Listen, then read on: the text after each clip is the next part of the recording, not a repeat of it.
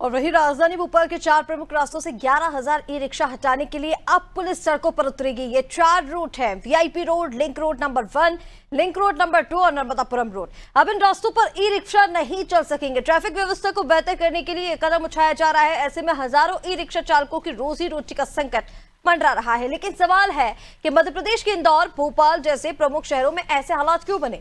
जहां एक समय इलेक्ट्रिक वाहनों को प्रमोट किया जा रहा था, अब वहीं कमर्शियल इलेक्ट्रिक वाहन सरदर्द बन गए हैं। दरअसल इसकी शुरुआत हुई पूर्व की कांग्रेस की कमलनाथ सरकार द्वारा 2019 में लाई गई इलेक्ट्रॉनिक व्हीकल पॉलिसी से। उद्देश्य था इलेक्ट्रिक वाहनों को बढ़ावा देना ताकि प्रदूषण कम हो। लेकिन इस पॉलिसी की ही कुछ खामियों का नतीजा और तय नियमों का प्रशासन द्वारा पालन न करने के चलते ऐसे हालात बने। मौजूदा मोहन सरकार ने इस पॉलिसी में बदलाव किए हैं, जिसमें इलेक्ट्रिक वाहन को सब्सिडी देने के बजाय शहरों में चार्जिंग स्टेशन के इंफ्रास्ट्रक्चर को डेवलप करने पर खर्चा करने का फैसला किया है।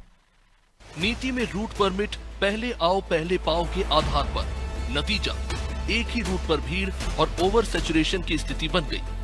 नीति में जीपीएस और मॉनिटरिंग सिस्टम की बात तो की गई, लेकिन इसे अनिवार्य नहीं किया गया। ई रिक्शा के मूवमेंट पर नहीं रहा नियंत्रण। शहरों की यातायात क्षमता अनुसार संख्या तय करने की इस नीति में कोई व्यवस्था नहीं थी।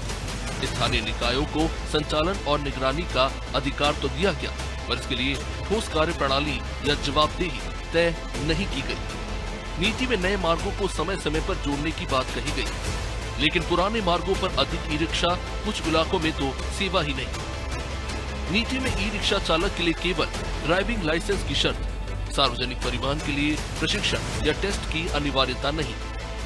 नीति में पार्किंग शुल्क माफ करने की बात की गई, पर पार्किंग स्थल निर्धारित ही नहीं। नतीजा, बीच सड़क पर खड़े रहते हैं ई रिक्शा, होता है ट्रैफिक जाम।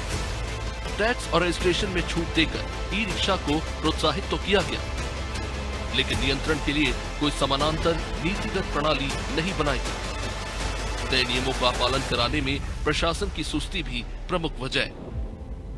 ई रिक्शा एक किफायती और इको फ्रेंडली परिवहन का माध्यम माना जाता था, लेकिन आज बिना निगरानी के चलते ये ज्यादातर दिल्ली और देश की सड़कों पर अराजकता फैलाते हुए नजर आते हैं। सर, जहां ऑटोज और टैक्सीज के लेकर बहुत सख्त नियम है, वहीं ई रिक्शा धड़ल्ले से बिना किसी नियंत्रण के, बिना किसी जवाबदेही के चले जा रहे हैं। राज्य सरकारों को चाहिए कि सबसे पहले ई रिक्शा की संख्या को सीमित करें।